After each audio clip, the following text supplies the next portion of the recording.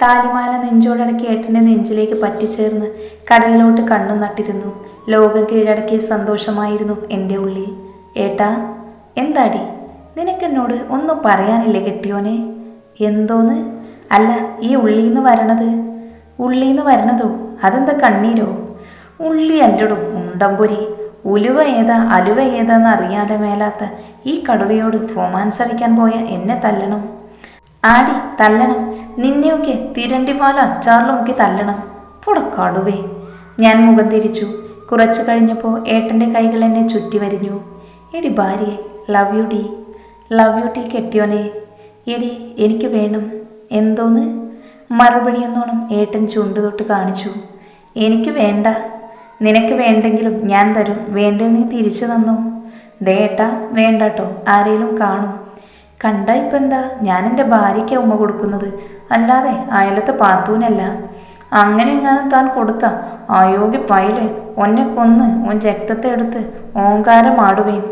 അതിനാര് കൊടുത്തു? ഞാൻ എൻ്റെ പെണ്ണിന് കൊടുത്തോളാം. ഏട്ടൻ മെല്ലെ ഏട്ടൻ്റെ മുഖം എന്നിലേക്ക് അടുപ്പിച്ചു. ഇടനെഞ്ചിൽ ബാൻഡടി മേളം. ഇപ്പോൾ പുറത്തോട്ട് ചാടും എൻ്റെ ഹാർട്ട്. ഏട്ടാ, ഞാൻ വിറയിലോടെ വിളിച്ചു. ആകെ വയ്യാതിരിക്കുന്ന സമയ. ഇനി ഇങ്ങേരുടെ റൊമാൻസിഫിക്കേഷൻ കൂടി താങ്ങാൻ വയ്യ. ഡി അടങ്ങിയിരുന്നോ? ഇല്ലിലടുത്ത് കടലിലെറിയും ഞാൻ. Oh my god, I am trapped. പെട്ടെന്ന് ഏട്ടൻ്റെ ഫോൺ റിങ്ങായി. ഒന്ന് റൊമാൻറ്റിക്കായി വന്നതാണ്. കറക്റ്റ് ടൈമിൽ ഫോൺ റിങ്ങായി. കോപ്പ് നോക്കുമ്പോൾ എൻ്റെ ആത്മമിത്രമാണ് ദീപു. എടത്തെണ്ടി, നിനക്കുള്ള പണി ഞാൻ തരാടാ. മനസ്സിൽ അവനെ പ്രാഗി കോളെടുത്തു. ഹലോ, എന്തോന്നടാ കോപ്പെ ഈ രാത്രിയിൽ? അത് തന്നെയാടാ കോപ്പെ എനിക്ക് നിന്നോടും ചോദിക്കാനുള്ളത്. നിനക്കെന്താടാ ഈ നട്ടപ്പാതിരയ്ക്ക് ബീച്ചിൽ പണി? ഏതാടാ നിന്റെ കൂടെയുള്ളവൻ? എടാ, എൻ്റെ പെങ്ങളെങ്ങാനും ചതിച്ചാലുണ്ടല്ലോ. ഇവനെന്തോന്ന് ഈ പറയണത്? ദീപു, അത് ഞാനൊന്ന് പറയട്ടെ. നീ ഒരു കോപ്പും പറയണ്ട. അനു അവിടെ വയ്യാതിരിക്കുമ്പോൾ നീ ഇവിടെ കണ്ടവന്മാരുടെ കൂടെയോ? ഡാ, അവൾക്കൊരാങ്ങള ഉള്ള കാര്യം നീ മറക്കണ്ട. നിർത്തടാ. നേരെ വന്ന് നോക്കടാ ആരാ എൻ്റെ കൂടെ ഉള്ളതെന്ന്.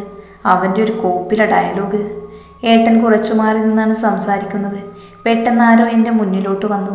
നോക്കിയപ്പോൾ ദീപുവാണ്. അവനാണെങ്കിൽ എന്നെ കണ്ട് ഒന്നുകൂടെ കണ്ണൊക്കെ തിരുമ്പ് നോക്കുന്നുണ്ട്. എന്താടാ നിന്റെ സംശയം മാറിയോ? തിരിഞ്ഞു നോക്കുമ്പോൾ ഏട്ടനാണ്. സംശയോ? അതെ മീര, ഇവൻ എൻ്റെ അവിഹിതം കണ്ടെത്താൻ ഇറങ്ങിയതാ. ഞാൻ നടന്നതൊക്കെ അവളോട് പറഞ്ഞ് പെണ്ണ് ചിരിച്ചൊരു വഴിയായി. എന്നാലും ദീപു, നീ ഇത്ര മണ്ടനായി പോയല്ലോ. ഇങ്ങനെയൊക്കെ നോക്കാൻ ഏതു പെണ്ണിനടാ ഇത്രയും വട്ട്? ഓഹോ, അപ്പോൾ ഇവൾ എനിക്കിട്ട് ഊതുവാണല്ലേ? അല്ല, നീ എങ്ങനെ ഇവിടെ ഹോസ്പിറ്റൽ? അപ്പോൾ ദീപു സംശയത്തോടെ എന്നെ മേട്ടനെ നോക്കി. നിന്റെയൊക്കെ അല്ലടാ പെങ്ങള്, ഒട്ടും നന്നാവോ? പാതിരാത്രി അവൾക്ക് കടൽ കാണണം പോലും വേണ്ടെന്ന് പറഞ്ഞതിന് അവൾ വിക്സ് എടുത്ത് കണ്ണിൽ തേച്ചേക്കുന്നു. പിന്നെ ഡോക്ടറെ വിളിച്ച് ചോദിച്ചു. ഇത്തിരി തെറിയൊക്കെ കേട്ട് പെർമിഷൻ എടുത്തു. എന്തോന്നടി ഇത്? ചുമ്മാ ഇതൊക്കെ അല്ലേ രസം? ഉവ്വ് ഉവ്വ്. ഇനി വല്ല ഇൻഫെക്ഷൻ വരുമ്പോഴും നീ ഇതേ രസം കൂട്ടി ഊണ് കഴിച്ചോളണം. ദീപു ഇത്തിരി കലിപ്പിൽ പറഞ്ഞു നിർത്തിയതും ഞാൻ ഏട്ടൻ്റെ തോളിലോട്ട് ചാരിയിരുന്നു. ഇത്തിരി നേരം കൂടി അവിടെ ഇരുന്നിട്ട് ഞങ്ങൾ തിരിച്ചു പോന്നു. എന്തായാലും ആ ബീച്ച് കാണൽ എനിക്കിട്ട് ചെറുതായൊന്ന് പണിഞ്ഞു. ചെറിയൊരു ഇൻഫെക്ഷൻ, പക്ഷേ ഇത്തിരി വേദന സഹിക്കുമ്പോഴും അതും ഞാൻ ആസ്വദിക്കുകയായിരുന്നു. മനുവേട്ടൻ്റെ സ്നേഹത്തിന് മുന്നിൽ പലപ്പോഴും എൻ്റെ വേദന ആ മുഖത്ത് നിറയുന്നത് ഞാൻ കാണുന്നുണ്ടായിരുന്നു. സത്യം പറഞ്ഞ മെഡിസിൻ കാണുമ്പോഴേ എനിക്ക് അലർജിയാണ്. എന്നാൽ ഞാനിത് ഒരു തരത്തിൽ ആസ്വദിക്കുകയായിരുന്നു. ഗുളിക കഴിക്കാൻ വാശി കാണിക്കുമ്പോഴും ഭക്ഷണത്തിനോട് വിമുഖത കാണിക്കുമ്പോഴും ഏട്ടനെൻ്റെ അമ്മയായി മാറുന്നുണ്ട്. വീണ്ടും ഏട്ടൻ്റെ കൈ പിടിച്ച് നടക്കാൻ തുടങ്ങിയപ്പോൾ എനിക്ക് അച്ഛൻ്റെ വിരൽത്തുമ്പിൽ പിടിച്ച വെക്കുന്ന ഒരു വയസ്സുകാരിയെയാണ് ഓർമ്മ വന്നത്. ഏട്ടൻ മാത്രമല്ല, എല്ലാവരും നല്ല കെയറാണ്. ഹിമയും ഞാനും ഇപ്പോൾ ജാനു ആൻറ്റിക്കും വിശ്വനങ്കിളിനും ഒരുപോലെയാണ്. കുറച്ചു നാളത്തെ ഹോസ്പിറ്റൽ വാസത്തിന് ശേഷം ഇന്നാണ് ഡിസ്ചാർജ് പറഞ്ഞേക്കുന്നത്. ഏട്ടനാണെ രാവിലെ പോയതാ. വിളിച്ചിട്ടാണെ എടുക്കുന്നില്ല. ആകെ ഒരു ടെൻഷൻ. പെട്ടെന്നാണ് ഡോറ് തുറന്ന് ഏട്ടൻ അങ്ങോട്ടേക്ക് വന്നത്. ഒപ്പം ദീപുവും. മുഖത്ത് വലിയൊരു സന്തോഷം നിറഞ്ഞു നിന്നിരുന്നു. അതെ, എല്ലാവരും ഒന്ന് നോക്കിയേ, ഒരു ഗുഡ് ന്യൂസ് ഉണ്ട് പറയാൻ. ഏട്ടൻ എല്ലാവരെയും നോക്കി പറഞ്ഞു. എന്തെന്നറിയാൻ ഏറെ ആകാംക്ഷയോടെ ഞാനും നോക്കി. സർപ്രൈസ് ഇടാതെ പറയട്ടാ. ഹിമ എന്തെന്നറിയാൻ ഏട്ടനെ നോക്കി. പിന്നെ എന്നെ നോക്കി എന്തെന്ന് പുരിക ഉയർത്തി ചോദിച്ചു. അറിയില്ലെന്ന് ഞാനും ഷോൾഡർ ഉയർത്തി കാണിച്ചു. എടോ, നമ്മുടെ കേസിന്റെ വിധി വന്നു. അച്ഛൻ്റെ ശിക്ഷ സാഹചര്യത്തിന്റെ അടിസ്ഥാനത്തിലും അതുപോലെ ഇതുവരെ ക്രിമിനൽ പശ്ചാത്തലം ഇല്ലാത്തതുകൊണ്ടും പിന്നെ സ്വയരക്ഷയ്ക്കും മകളെ സംരക്ഷിക്കുവാനും വേണ്ടി ചെയ്ത യാദൃശ്ചിക കൊലപാതകമാണെന്ന് കോടതിക്ക് ബോധ്യപ്പെട്ടതിനാലും ഒപ്പം ശ്രീദേവിയുടെയും ശേഖരൻ്റെയും കുറ്റകൃത്യങ്ങൾ കോടതിക്ക് ബോധ്യപ്പെട്ടതുകൊണ്ടും ശിക്ഷ 2 വർഷത്തേക്ക് ആക്കിയുള്ളവ്. മാത്രമല്ല, സ്നേഹയുടെ പേര് നമ്മളൊന്നും അറിയാത്ത വേറെയും ഒത്തിരി കേസ് തികച്ചും ക്രിമിനൽ പശ്ചാത്തലമുള്ളവ. അവളുടെ കാര്യത്തിൽ ഒരു 10-18 കൊല്ലത്തിനുള്ളത് അവൾ തന്നെ ഉണ്ടാക്കി വെച്ചിട്ടുണ്ട്. അതോർത്തിനി നമ്മൾ വിഷമിക്കേണ്ട. ഈശ്വരൻ പ്രാർത്ഥന കേട്ടു. ശാരദാമ്മൻ നെഞ്ചിൽ കൈവച്ചു. ഞാനും ഹിമയും പരസ്പരം കൈകോർത്തു പിടിച്ചു. സത്യം പറഞ്ഞ വലിയൊരു കല്ല് നെഞ്ചിൽ നിന്നും ഇറക്കി വെച്ചൊരു ഫീല്. ഞാൻ ഏട്ടൻ്റെ കൈകളിൽ വിരൽ കൊരുത്തു പിടിച്ചു. മനുവേട്ടൻ്റെ തറവാട്ട് മുറ്റത്ത് കാർ നിർത്തിയപ്പോൾ മനസ്സിൽ സന്തോഷത്തിന് അതിരില്ലായിരുന്നു. സന്തോഷം കൊണ്ടാണെന്ന് തോന്നുന്നു കണ്ണൊക്കെ വല്ലാതെ നിറയുന്നുണ്ട്. ഞാനും ഏട്ടനും ഡോറ് തുറന്ന് പുറത്തേക്കിറങ്ങി. ഒപ്പം ജാനു ആൻറ്റിയും വിശ്വനാങ്കിളും. എന്തിനാ പെണ്ണെ ഇങ്ങനെ കരയണേ? ഏട്ടൻ എന്നെ ചേർത്ത് പിടിച്ചു. ഏയ് സന്തോഷം കൊണ്ടാ ഏട്ടാ. ഞാനും ഏട്ടനെ നോക്കി പുഞ്ചിരിച്ചു. പുഞ്ചിരിയും കണ്ണുനീരും ഒരുമിച്ച് ബെസ്റ്റ് കോമ്പിനേഷൻ തന്നെയാണ് കേട്ടോ. വലത് കാലെടുത്ത് വെച്ച് അകത്തേക്ക് കയറി വാ മോളെ. ശാരദാമ്മ നിലവിളക്കെനിക്ക് നേരെ നീട്ടി. വിളക്ക് വാങ്ങി വലത് കാലെടുത്ത് വെച്ച് അകത്തേക്ക് കയറുമ്പോൾ ഒറ്റ പ്രാർത്ഥന മാത്രമേ മനസ്സിലുണ്ടായിരുന്നുള്ളൂ.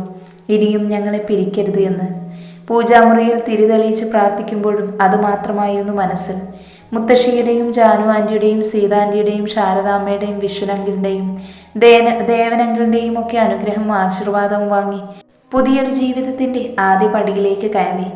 വൈകിട്ട് കുളിയൊക്കെ കഴിഞ്ഞ് അമ്മയോടും ഹിമയോടും മുത്തുവിനോടും ഒപ്പം ഇരുന്ന് നാമം ചൊല്ലി. ഫുഡൊക്കെ എല്ലാവരും ഒപ്പം കഴിച്ചാണ് എല്ലാവരും പിരിഞ്ഞത്. ഞാനൊരു ജഗ്ഗിൽ വെള്ളവും എടുത്ത് റൂമിലിട്ട് ചെന്ന് നോക്കുമ്പോൾ റൂം മൊത്തം ഇരുട്ടാണ്.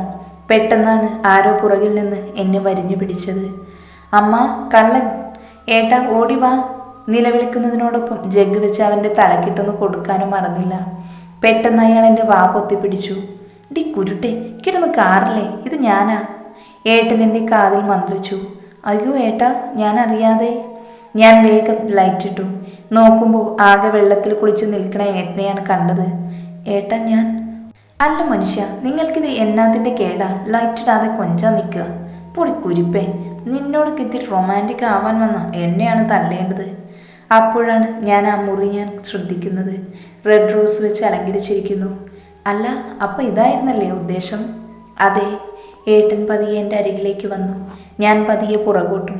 വെള്ളത്തിൽ സ്ലിപ്പായി വീഴാൻ പോയതും ഏട്ടൻ എന്നെ പിടിച്ചിരുന്നു. പതിയെ എന്നെ നേരെ നിർത്തി മുഖം കൈക്കുമ്പിളിലെടുത്ത് നെറുകയിലൊന്ന് അമർത്തി ചുംബിച്ചു.